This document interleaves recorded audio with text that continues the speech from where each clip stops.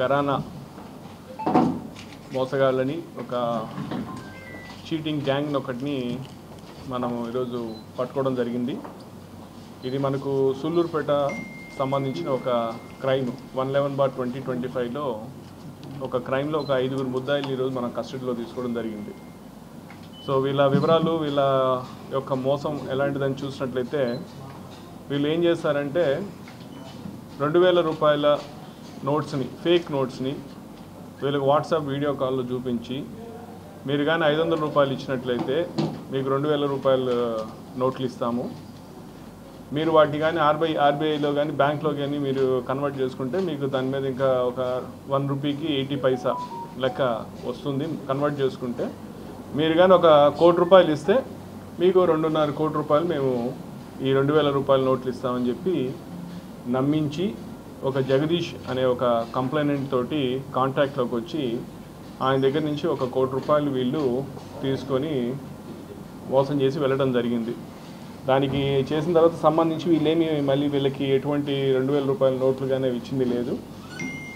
So ఈ కేసుని మనము 1 కోటి రూపాయలు చీటింగ్ అని మనం కొంచెం ప్రతిష్టాత్మకంగా తీసుకొని మన నాయుడుపేట డిఎస్పీ గారు, వాళ్ళ యొక్క team, CI Sullurpeta, SI Sullurpeta వీళ్ళందరూ కూడా టీం లాగా ఫామ్ అయ్యి మనం దీని గురించి కంటిన్యూస్ ఎఫర్ట్స్ చేయగా దీంట్లో ఎవరైతే ముద్దాయిలు ఉన్నారో అంబటి సంతోష్, ఇతను మనకు వచ్చి కాశీబుగ్గ పలాస మండలికి సంబంధించిన వ్యక్తి. ఇతని మీద ఒక షీట్ కూడా ఉంది, అక్కడ కాశీబుగ్గ పోలీస్ స్టేషన్లో ఒక షీట్ కూడా ఉంది. ఇతని మీద 6 కేసెస్ కూడా ఆల్రెడీ ఉన్నాయి. నేర చరిత్ర ఉన్న వ్యక్తినే, ఇటువంటి మోసాలకు అలవాటు పడిన వ్యక్తి.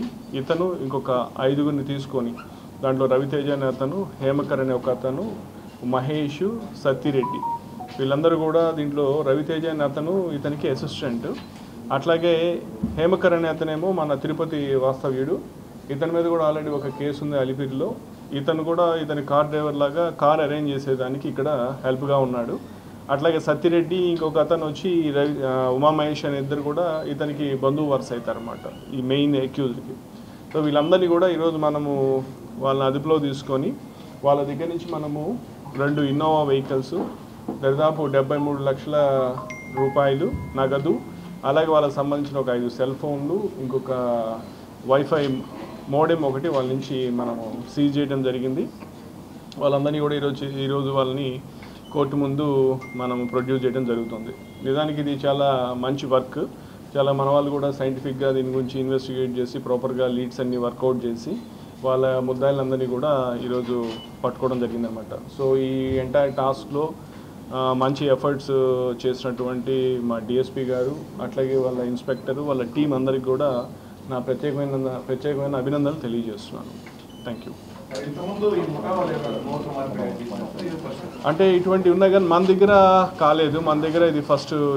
ఇప్పుడు దీంట్లో నేను చెప్పినట్టు సంతోష్ అనే అతని మీద అయితే ఇటువంటి కైండ్ ఆఫ్ చీటింగ్ కేసెస్ ఉన్నాయి. ఆయన నేర చరిత్ర కలిగిన వాడే. తను విద్యార్థుల పట్ల మళ్ళీ అగైన్ ఇప్పుడే మెడికల్ కాలేజ్లో కూడా వాళ్ళతో ఇంటరాక్ట్ కావడం జరిగింది. ప్రధానంగా మనం అవేర్నెస్ క్రియేట్ చేయాలా, విద్యార్థులకి వాళ్ళ యొక్క బాధ్యత తెలియజేయాలి. వాళ్ళ పట్ల ఉన్న బాధ్యత, సమాజం పట్ల ఉన్న బాధ్యత అన్నీ కానీ వాళ్ళకి తెలియజేసి వాళ్ళలో అవగాహన పెంచి వాళ్ళు ఈ డ్రగ్స్, ఈ గాంజా ఎటువంటి పరిస్థితుల్లో వాటికి వాళ్ళు వాటి బారిన పడుతున్నారు, అవి కొంచెం వాళ్ళకి కాన్స్టెంట్గా మనం చెప్పి వాళ్ళకి మనం సపోర్ట్గా ఉండి చేసినట్లయితే డెఫినెట్గా దీన్ని మనము ఏమంటాము కాలేజెస్లో, స్కూల్స్లో వీటిలో మనము కంట్రోల్ చేయడానికి డెఫినెట్గా అవుతుంది. నేను ఇప్పుడు నిందాక వెళ్ళినప్పుడు కూడా అదే చెప్పాను. ఫర్ ఎగ్జాంపుల్ ఒక చిన్న ఇన్సిడెంట్ చెప్తాను. నేను కడపలో ఉన్నప్పుడు కూడా మెడికల్ కాలేజ్లో కొంతమంది పిల్లలు ఇట్లా గాంజా కన్జ్యూమ్ చేస్తున్నారని చెప్పి ఒక ఇన్ఫర్మేషన్ వచ్చి వాళ్ళని తీసుకొని వచ్చిన తర్వాత నేను వాళ్ళతో పర్సనల్గా మాట్లాడడం జరిగింది. ఎందుకు అసలు మెడికల్ స్టూడెంట్స్ ఎందుకు దీన్ని కన్జ్యూమ్ చేయాల్సి వస్తుంది అని అంటే, వాళ్ళు ఏమంటే ఫస్ట్ ఇయర్ ఫెయిల్ అయిన తర్వాత అందరూ ఫెయిల్యూర్ అన్నవాడిని అంతా డిఫరెంట్గా చూడటం, ఈవెన్ లెక్చరర్సు, కాలేజ్ మేనేజ్మెంట్ కూడా వాళ్ళ పట్ల కొంచెం పనికిరాడన్న, లేకపోతే వాళ్ళ పట్ల ఒక డిఫరెంట్ ఇదితో చూడటం వల్ల వాళ్ళు డిమోరలైజ్ అయిపోయి ఏం చేయాలో తెలియక అట్లాంటప్పుడు వాళ్ళ ఆత్మస్థైర్యం కోసం, ఏదో మనోధైర్యం కోసం ఇటువంటి గాంజా తీసుకుంటే బాగుంటుందిరా అని ఎవడో సజెస్ట్ చేసిన దాని మీద దాని బారిన పడుతుందని చెప్పి అదొక ఇది అంటే దీనికి పలు రకాల కారణాలు ఉంటాయి. నా పాయింట్ ఏంటంటే మనం ఇటువంటి కారణాలు కొంచెం తెలుసుకొని ఆ కారణాలని మనము అడ్రస్ చేసినట్లయితే డెఫినెట్గా దీన్ని మనం కట్టడి చేయొచ్చు.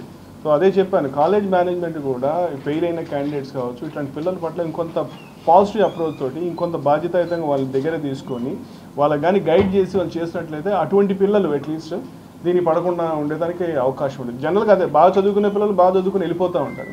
దీనికి యూనో ఏమంటాము సరెండర్ అయ్యే వాళ్ళు ఎవరంటే కొంచెం మెంటల్లీ వీక్, వాళ్ళ ఫ్యామిలీ సపోర్ట్ లేకపోవడం, ఫ్యామిలీలో వాళ్ళ పట్ల అంత యాడిక్వేట్ కేర్ లేకపోవడం, ఇట్లా పలు రకాల కారణాల వల్ల ఇది అట్లీస్ట్ మన కాలేజెస్ స్కూల్స్ వరకు కొంచెం ఇటువంటి లోపాలు అంటే పరిస్థితులు కొంచెం లెక్చరర్స్ కానీ మేనేజ్మెంట్ స్టాఫ్ కానీ కొంచెం అర్థం చేసుకొని చేసినట్లయితే చేయొచ్చు. ఎనీవే పోలీస్ సైడ్ నుంచి సివిల్ అడ్మినిస్ట్రేషన్ సైడ్ నుంచి మనం కంటిన్యూస్గా అవేర్నెస్ చేస్తాం. ఈరోజు కూడా సాయంత్రం మొత్తం జిల్లా అంతా కూడా దాదాపు 29 ప్రాంతాల్లో మనము ఈ వాకథాన్స్ అవేర్నెస్ ప్రోగ్రామ్స్ కండక్ట్ చేయడం జరుగుతూ ఉంది. సో మా సైడ్ నుంచి మేము ఎట్లా ఈ నెట్వర్క్స్ బ్రేక్ చేయడానికి కానీ మీ అందరికీ తెలిసిందే ఈ ఎన్ఫోర్స్మెంట్ కూడా మనం స్టేట్ మొత్తం కూడా చాలా కంటిన్యూస్గా అంటే ఒక బాగా ఇంటెన్సివ్గా చేస్తూ ఉన్నాము. అందరికీ తెలిసిన విషయమే, అది ఇంకా చేస్తూనే ఉంటాము. చాలా వరకు దాని యొక్క ప్రభావం తగ్గింది, ఇంకా తగ్గటానికి డెఫినెట్గా చేస్తాము. దానికోసం ఈగల్ అనే సంస్థ కావచ్చు, దానికి సంబంధించి ఈగల్ క్లబ్స్ కావచ్చు, లోకల్ పోలీస్ కావచ్చు, అందరూ కూడా సమిష్టిగా సివిల్ అడ్మినిస్ట్రేషన్తో కలిసి చాలా మీనింగ్ఫుల్గా స్ట్రాటజిక్గా వర్క్ చేయడం జరుగుతూ ఉంది. సో రానున్న రోజుల్లో దీని యొక్క ప్రభావం ఖచ్చితంగా బాగా తగ్గే విధంగా ఒక మంచి సంకల్పంతో చేస్తామని చెప్పి మీకు తెలియజేస్తాం. మనకు ఈగల్ ఇన్స్పెక్టర్ ఉన్నారు, వాళ్ళకి సంబంధించిన టీం, అదొక సెపరేట్ స్ట్రక్చరు. మన ఓన్ డిస్ట్రిక్ట్లో కూడా మనము దాదాపు 20 మందిని కేవలం ఈగల్ అంటే వాళ్ళకి అనుసంధానంగా మన జిల్లా అడ్మినిస్ట్రేషన్లో కూడా 20 మందిని పెట్టుకొని వాళ్ళతోటి కంటిన్యూస్గా కూడా ఎన్ఫోర్స్మెంట్ చేస్తున్నాం. పోలీస్ పార్ట్ ఆఫ్ పోలీస్ అది. ఇప్పుడు అక్కడ మనకి స్టార్ట్ అవుతారు సార్. తిరుపతిలో ఆల్మోస్ట్ ఒక 7-8 యూనివర్సిటీస్, దాదాపు ఒక 7-8 ఇంజనీరింగ్ కాలేజెస్, ఒక పెద్ద అకాడమిక్ సెటప్, కొన్ని వేల మంది స్టూడెంట్స్ రెడీ. వాళ్ళు ఏంటి లేదు మనకంతా we don't have any specific inputs in that regard. మనం primarily we are concentrating on awareness thing. కంటిన్యూస్గా కాలేజెస్కి వెళ్ళటం, ఇంటరాక్ట్ కావటం, అవేర్నెస్ క్రియేట్ చేయటం, ప్రధానంగా ఇదే ఉంది. మనకు కాలేజెస్లో డ్రగ్స్ ఓవర్ అబ్యూజ్ దెన్ ఇది లేదు, కానీ కొంత గాంజా కన్సంప్షన్ అనేది అక్కడక్కడ మనం వింటున్నదే అది ఉంది. అది కూడా లేకుండా ఉండే విధంగా మనము చర్యలు తీసుకుంటాం. దానికోసం ఈగల్ క్లబ్స్ ఈగల్ క్లబ్స్ అవే ఫామ్ చేసాం కాలేజెస్లో. సో వాళ్ళ జాబ్ ఏంటంటే ఇట్లా కాలేజీలో వాళ్ళకి ఎటువంటి ఏమైనా ఇన్పుట్స్ ఉన్నాయి, ఆ ఇన్పుట్స్ మనకు ఇమీడియట్గా చెప్పినట్లయితే దానికి తగ్గట్టుగా మనం ఆ పిల్లల్ని ఐడెంటిఫై చేసి బేసిక్గా వాళ్ళని లీగల్గా వాళ్ళ మీద చర్యలు తీసుకోవడం కన్నా కూడా పిల్లలు అటువైపు పోకుండా వాళ్ళని ఒక హ్యూమెయిన్ అప్రోచ్ తోటి, రీహాబిలిటేటివ్ అప్రోచ్ తోటి వాళ్ళని కానీ డీల్ చేసినట్లయితే దీనికి కొంచెం మనం మీనింగ్ఫుల్గా ఒక సొల్యూషన్ ఇవ్వడానికి అవకాశం ఉంటుంది. అందుకే చెప్తాను, దీంట్లో ఇదేదో ఒక పోలీస్ ఒక వన్ ఏజెన్సీ జాబ్ కాదు ఇది అందరూ కూడా కమ్యూనిటీ అంతా కూడా దీంట్లో బాధ్యత తీసుకోవాల్సిన అవసరం ఉంది. ఆ ఉద్దేశంతో కమ్యూనిటీ అందరికీ తెలియాలనే ఈరోజు మనం ఈ అవేర్నెస్ కావచ్చు, ఈ వాకథాన్స్ కావచ్చు, ఇవన్నీ కూడా అందరూ మనం బాధ్యులయ్యి అందరూ దీంట్లో సమిష్టిగా చేస్తేనే మనం ఈ సమస్యకు ఒక పరిష్కారం చూపించగలుగుతాం. ఖచ్చితంగా తిరుగుతున్నాం కదా, పోలీసు పెట్రోలింగ్ బాగా కాలేజెస్ ప్రతి చోట తిరుగుతున్నాం. పోలీసు మొత్తం అదే చెప్పాను కదా, ఈగల్ మనకంటూ సెపరేట్ జాకెట్స్ వేసి వాళ్ళకంటూ సెపరేట్గా డ్రోన్స్ తోటి ఈగల్ జాకెట్లు వేసి టీంలు ముమ్మరంగా తిరుగుతున్నాం. మీరు మళ్ళీ అడుగుతున్నారు.